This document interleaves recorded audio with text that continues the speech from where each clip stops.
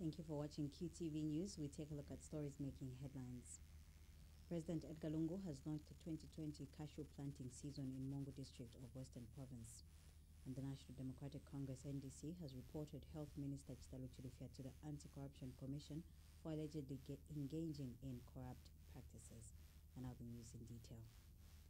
President Edgar Lungu has launched the 2020 cashew planting season in Mongo district of Western Province with a pledge to revamp the cashew production industry in the region. President Lungu has observed that globally cashew production has proved to be a lucrative venture that has improved economies in countries where it is grown, hence the need for Zambia to emulate. He says this is why government has resolved to revive the sector by injecting over 55 million United States dollars in the cashew infrastructure development project, which is targeted at enhancing the production of the crop. Zanis reports that President Lungu explains that the project is also aimed at providing opportunities for local farmers to have access to seedlings and plant trees for their economic development. The president has, however, expressed concern that the production of many crops in Zambia is still low. He notes that in Western Province, for example, 80% of farmers grow maize despite it having chances of being affected by climate change.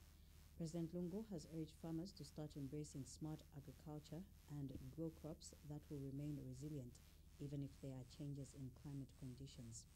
He also called on stakeholders to support government and its implementing partners in its resolve to improve the cashew industry and use it as a vehicle for wealth creation for small-scale farmers. The production of cashew nuts in Zambia is very poor. We can do better than this.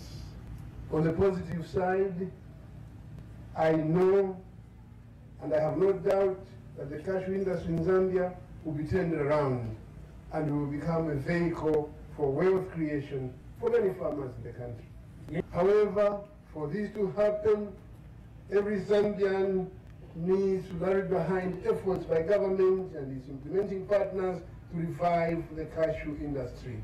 I am glad to learn that people are now becoming interested in cashew production.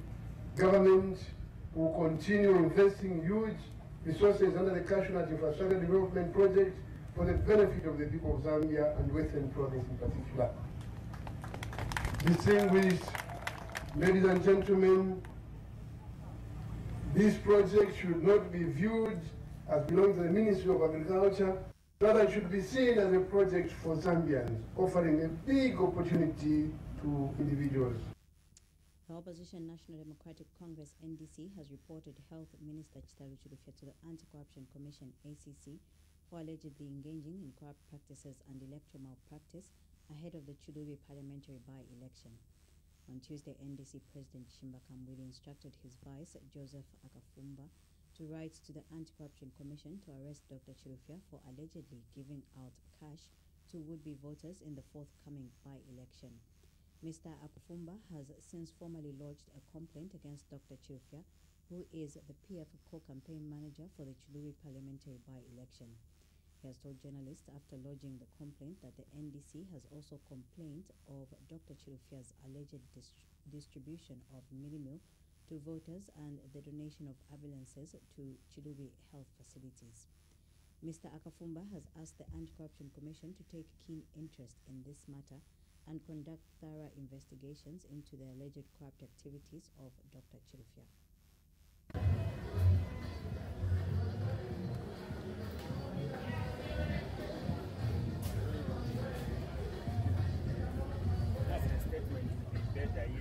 They have been distributing meal, they have been distributing money, and they have been distributing ambulances.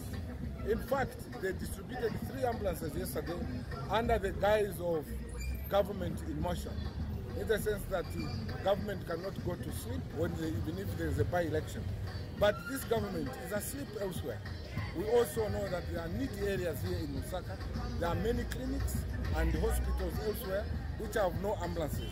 But they've taken the 3 ambulances in Chiluri in an attempt to bribe and corrupt the minds of the people so that PF can get a favorable result. That should not be allowed.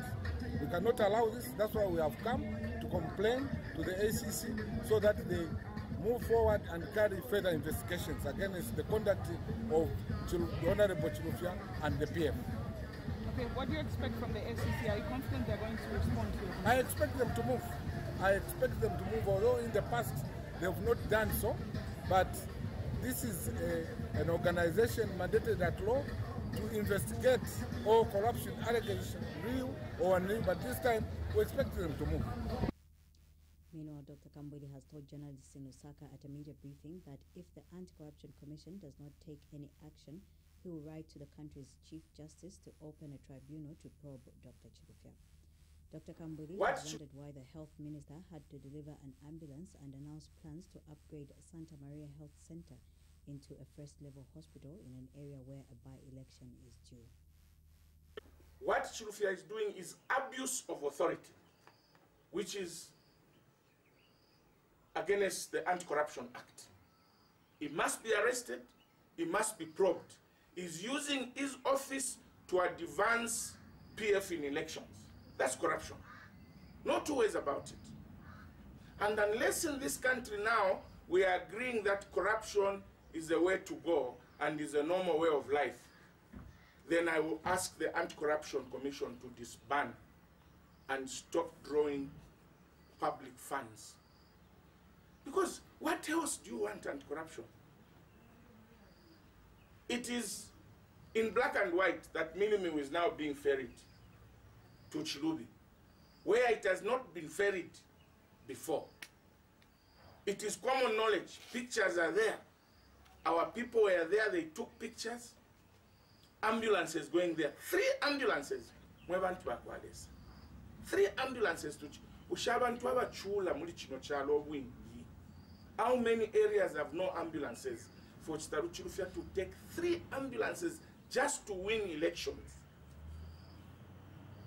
I think we are tired of Chitaru Chilufya's corruption. Afuma kumiti nomba ya kuma ambulances. And he thinks that the people of Zambia are very stupid. The people of Zambia don't think. The people of Zambia are not watching. This one, anti-corruption, we are on new. Otherwise, if the Anti-Corruption Commission does not take any action, we are going to move the Chief Justice to set up a tribunal to probe Chitaru Chilufya why he's taking ambulances and go and ground break and opening up hospitals where in areas where there are elections.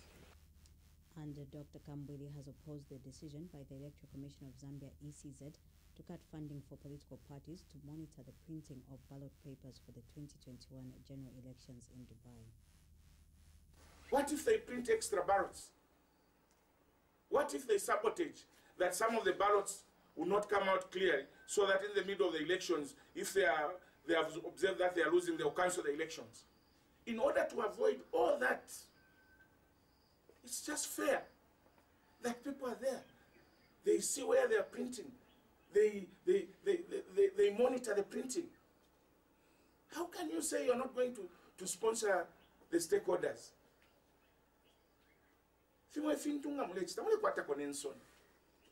This is that you're only telling us that you are conniving with the government of the day to rig these elections. And we are not going to let you. If you can't sponsor observers outside Zambia, come and print the ballots here so that the Zambians can monitor the printing of the ballots. We are not going to accept you to go and print the ballots without observers. I think Mwaya-san, you think abantu ba Zambia bali tumpa sana. Public relations, whatever you are called, chief election officer. My election yaba no kupakwa tuka yeweka. Are those your mother's elections? Or the elections for the people of Zambia? You know, be careful when you are being used. We don't want to be sarcastic, but you are forcing us to be sarcastic. If you are Zambia, I now understand why the old man was saying that. Because some of these things are extremely painful and disgusting. So no printing of ballots will be allowed without the observers. If you do that, the Electoral Commission of Zambia, mkakwata election pa office para pen pa mien. And find your own Zambians to come and vote, not the Zambians. Sick and tired of you. Happenings in Chingola. The ruling Patriotic Front has dismissed as unfounded allegations that it is using relief food to bribe voters ahead of the Chilubi parliamentary by-election. PF Chilubi parliamentary by-election co-campaign manager Brian Mundubile says it is impossible for the ruling PF to bribe the entire over 40,000 voters in Chilubi with just a few bags of mini-meal. Mr. Mundubile states that the truth of the matter is that the bags of mini-meal his party recently transported into Chilubi has only been misconstrued to be relief food. In an interview with QTV News, Mr. Mundubile has clarified that the bags of mini-meal in question were actually procured for the ruling PF's campaign teams ahead of the by-election. Mr. Mundubile, who is also government parliamentary chief whip, says the ruling PF has several campaign camps in Chilubi whose food rations were procured in advance owing to transportation challenges. He states that it is this same food rations that the ruling PF also felt fit to donate on humanitarian grounds to over 200 people who had their houses demolished by heavy rains in Chilubi. The movements around Chilubi, both on the island, the swamps, and the mainland, is not the easiest. Now, because our campaign team is very organized and forward-looking, we decided to prepare to distribute materials, including food, to these camps in advance, because logistically it's very difficult to get around Chilubi. So the bags of mini-meal that you saw, they come through the ferry, go to the island, and some of it was taken by small boats to the mainland in our camps. 3 days later, I was on the island myself, and there was a heavy storm. It rained very heavily, and we learned that some 21 houses were demolished as a result of that, and over 200 people were actually left in the cold. Naturally, they had lost their food and so on and so forth. So if at that stage you react to use part of the food that you carried for your campaigns to give people, on humanitarian grounds, you can't relate the two. Firstly, you would not have foreseen that a calamity of that magnitude was going to occur. And at the same time, you can't stay and say, look, this is our meeting for campaigns. We therefore can't assist the families that have been affected adversely by this weather condition. So it's totally unfounded, it's unrelated, and I believe that somebody may be looking for an excuse for tomorrow.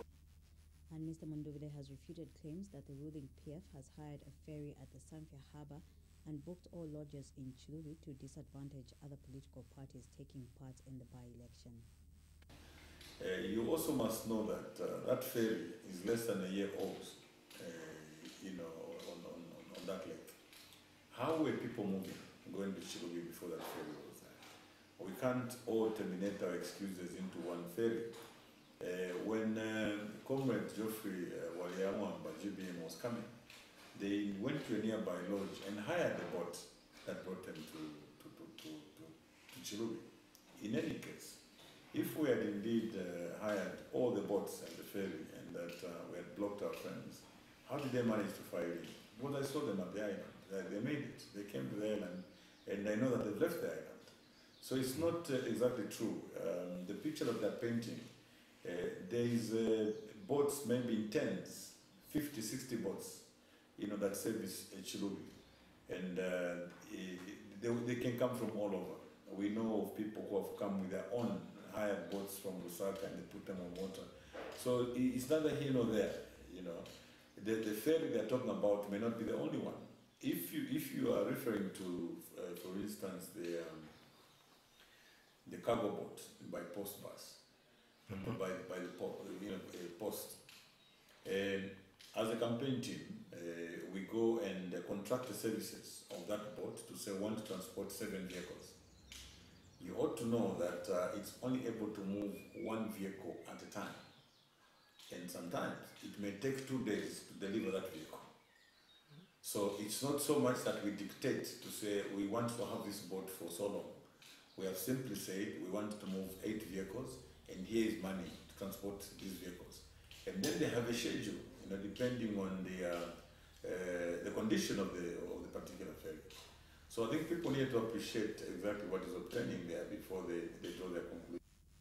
Government has been called upon to take keen interest in the new spreading mysterious and deadly coronavirus in the Chinese city of Wuhan. Opposition UPND is urging government to urgently commence the screening of entry points across all Zambia's high-risk borders. UPND spokesperson Charles Kakoma says his party is concerned that failure to do so may result in the loss of lives to the deadly Wuhan virus in Zambia. Mr. Kakoma states that his party wants government to emulate the United States of America, whose government has already begun screening for the virus at 3 of that country's major airports. In a statement to Q News, Mr. Kakoma says the UPND therefore urges the Ministry of Health to help prevent transmission of the said coronavirus by those traveling from China to Zambia. Mr. Kakoma has also appealed to the Chinese embassy in Lusaka to furnish the Zambian public with information on how its government is preventing the spread of the virus to Zambia.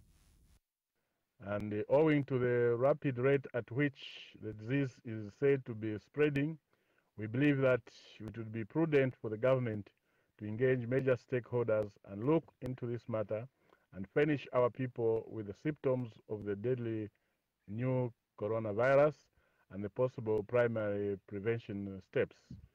Many Chinese people are coming to Zambia, and indeed many Zambians are going to China and returning.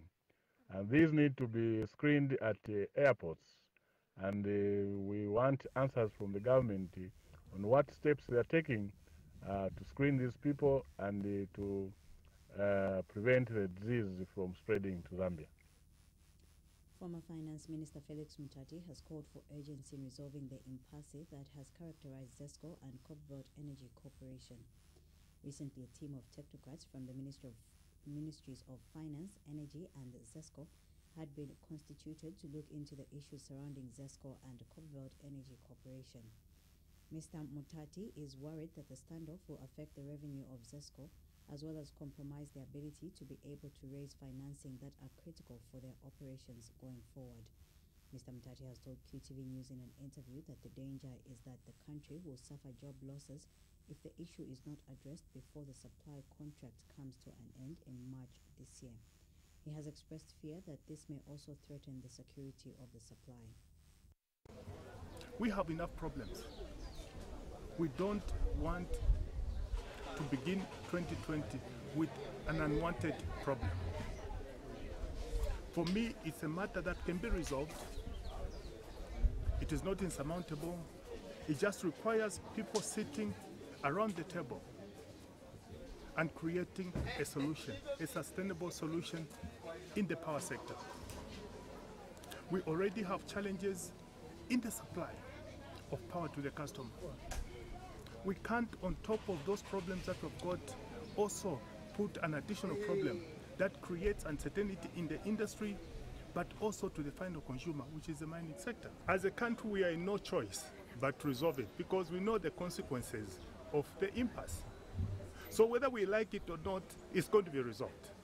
It's one issue that whose consequences we can't bear as a nation. Are the two parties willing to resolve the impasse? We have to force them. That's why we have a government. You have to bring them to the table, that they cannot threaten the lives of the people, they cannot threaten the jobs of the people, they cannot threaten investment. And the role of government is to be able to say, sit down and let's get a solution to these problems. That is what government does. So for me, I don't see any difficulty in doing that.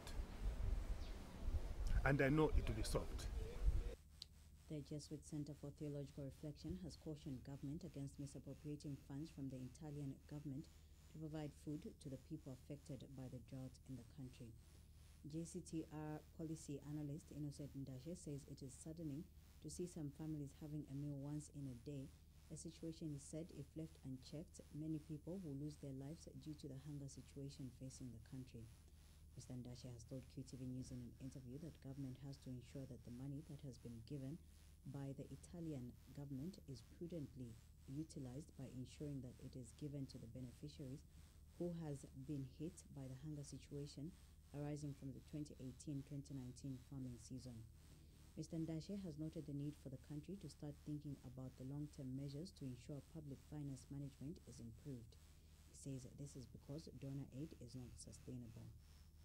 To do moving forward is to ensure that we improve on public finance management, to ensure that we reduce on wastage. I think we see through reports such as the Auditor General's report, we get information through reports such as the Financial Intelligence Center report, where a rampant amount of money is wasted through means such as corruption. So we need to ensure that as we move into 2020, we strengthen mechanisms that would ensure that we ensure that we preserve the resources that are available, to ensure that we prudently utilize that, but more also importantly would be to ensure that the scarce financial resources that are available, I think we make use of them.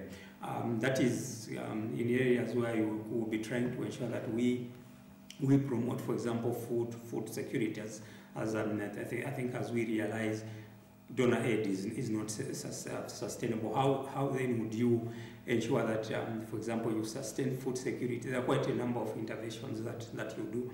On the part of government is to ensure that we allocate much resource to the agriculture sector, but not essentially for consumption or to go to wages or administrative expenses. You want more resources to go, for example, to infrastructure development. Can we invest in initiatives, for example, that would ensure that we harvest water whenever we have, for example, adequate rains? Can we ensure that that water that is collected can then be used to support, for example, irrigation?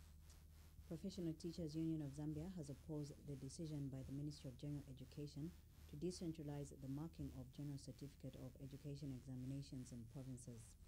The Examination Council of Zambia trained a total number of examiners across the country in order to have sufficient personnel that will participate in the marking of the General Certificate of Education examinations.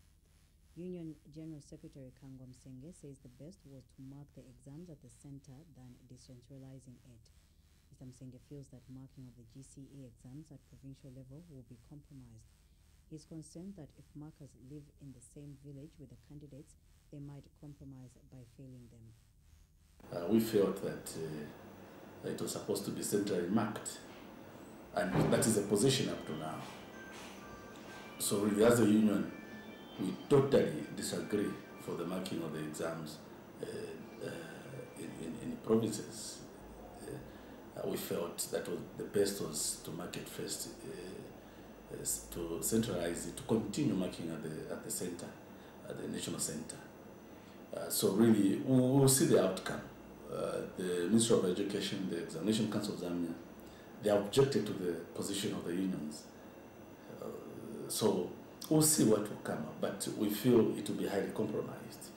If the markers live together with these candidates in the same villages, in the same towns, in the same communities, they might compromise.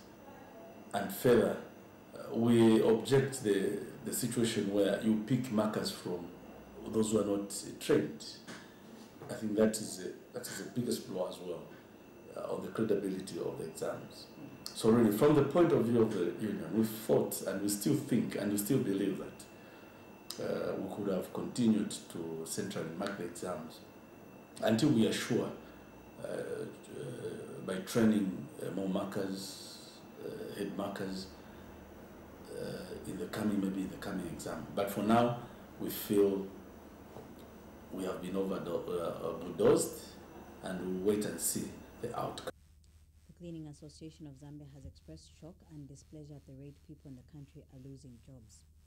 Association President Lawrence Makumbi says the recent loss of 229 miners and 23 cleaners who lost their jobs due to what he termed as economic sabotage by the Chambeshi Metals owners is a source of concern. Mr. Makumbi has told QTV News in an interview that this is because Zambia has abundant copper concentrate suppliers, hence the reason given by the investors of not having enough feedstock for the plant is totally incorrect and misleading.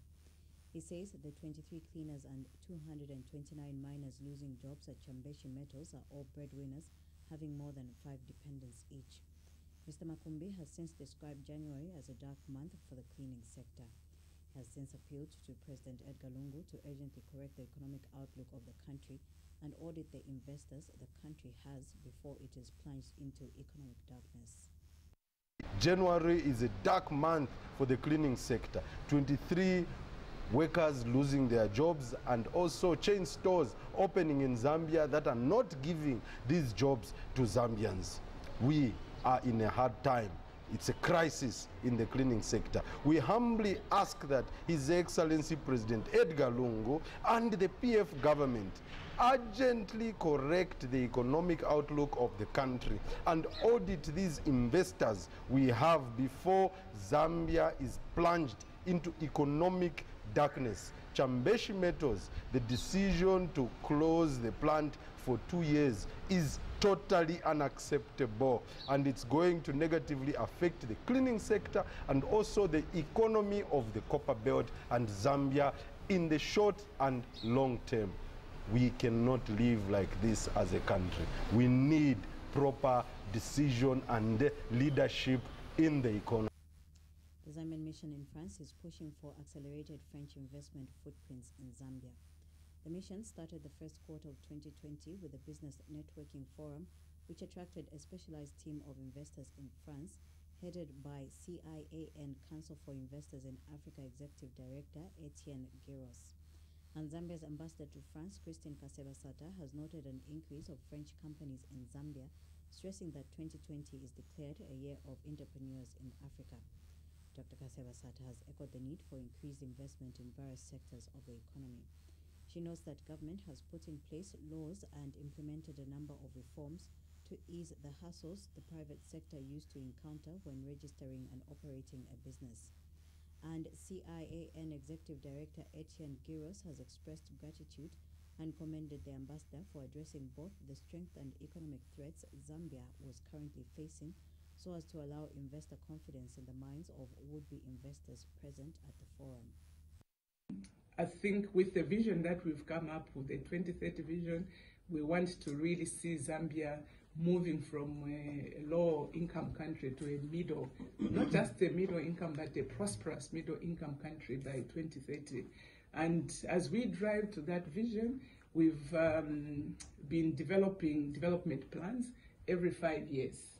And the current development plan, we have prioritized mining, which we will continue with, but we also want to diversify our economy through agriculture and tourism. We have identified other areas, energy, education, as cross-cutting factors, but really the 5-year development plan is tourism, and tourism, you know, it's huge. We're talking about, infrastructure development. We need to look at in terms of knowing the stability of the business climate in Zambia. We are doing quite well. When you look at the Africa position, we are number 9. Within the region, we are 5th. So we are the top 10 in terms of reforming the business environment in Zambia, and which is very good for the business sector, for the private sector. So those are the numbers that I think that will interest you if you would want to make an investment decision in Zambia. So Mo Ibrahim basically talks about the governance. The ambassador has already alluded to the fact that the political environment has been very, very stable. So you can never find a more peaceful country than Zambia. So what are the priority sectors and the investment opportunities? Okay, so we have prioritized tourism, agriculture sector, infrastructure. The Zambia Business Networking Forum was jointly organized by the Mission in France and the Council of French Investors in Africa. This is according to a statement issued by Yandem Sonda, First Secretary to the Press Embassy and Permanent Representative to the UNWTO in Paris, France. The Lusaka City Council has assured coffin traders at the University Teaching Hospital UTH that it will not relocate them as long as they continue to conduct their trade in an organized manner. Lusaka Deputy Mayor Christopher Shakafuswa said at a press briefing held at the Civic Center that the council recognizes the importance of coffin traders as they offer funeral support services. Mr. Shakafuswa states that funerals are a solemn occasion and should therefore be given the respect they deserve. He has appealed to coffin traders to continue trading in an orderly manner. were displayed in their shops. And I think that is the way to go, because we realize that the coffin traders offer funeral support services that actually help the mourners in their time of need. And so we realize that when you have a funeral and you want funeral support services, the area where the coffin traders are undertaking their trade is actually convenient and helpful, and it also mitigates on the cost of moving around to find services that accompany a funeral. So we appeal to the traders to continue trading the way we found them this morning, that is by displaying their various coffins in their respectable shops, containers, and not to display coffins as though they are selling fritters or any other cheap merchandise. We realize that a funeral is a solemn occasion, and henceforth we should give it the respect that goes with the funeral as Africans.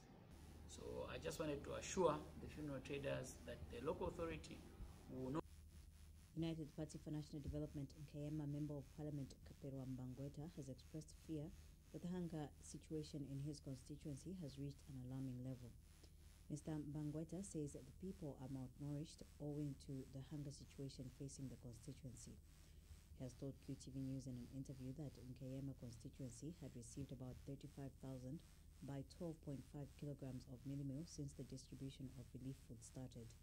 Mr. Mbangweta says looking at the population in the area, the mealie meal is inadequate to cater for the families who are in dire need of food. He is concerned that some of the targeted people have not yet received their share, citing the politicization of the distribution of relief food not only in Nkayema but in the country as a whole. He has called on government to allow the Zambia Red Cross to distribute the food and not political leaders. There is no meal or beans for the PF or for the UPND or for anybody. What we have is the relief food for the Zambian people, in this case the residents of Nkayema, who are covered within the criteria which has been agreed.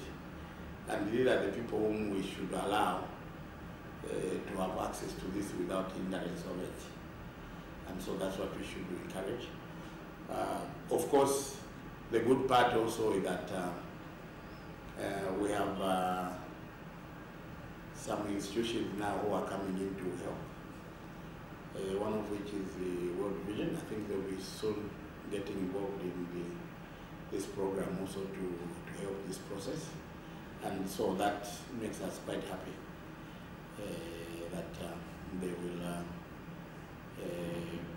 facilitate the process and maybe upscale the effort to slightly higher levels, for which we are truly grateful. Otherwise, the hunger situation is very bad. Finally, in our news, Luapula Chiefs Council Secretary Chief Chisunka of the Ushi people in Mansa district has advised the provincial administration to continue coordinating their investments which are coming in the province. In an interview with Zanis, Chief Chisunka observes that the efforts that the Luapula provincial administration is making in bringing economic investment in the province, some of the investors that have come, especially in the mining industry, are not working as they are expected to do. He says that on a daily basis, some investors are in his chiefdom mining manganese and loading close to 25 trucks a day. Chief Chisunka notes that the means the mining investors are using to mine the manganese in the area is not complicated. He pointed out that even the local people can equally do the same if only they receive support from government and relevant stakeholders. To end the news, we take a look at stories making headlines. President Edgar Lungu has launched the 2020 cashew planting season in Mongo district of Western Province. And the National Democratic Congress, NDC, has reported Health Minister Chitalu Chilufya to the Anti-Corruption Commission for allegedly engaging in corrupt practices. Ends the news. Thank you for watching.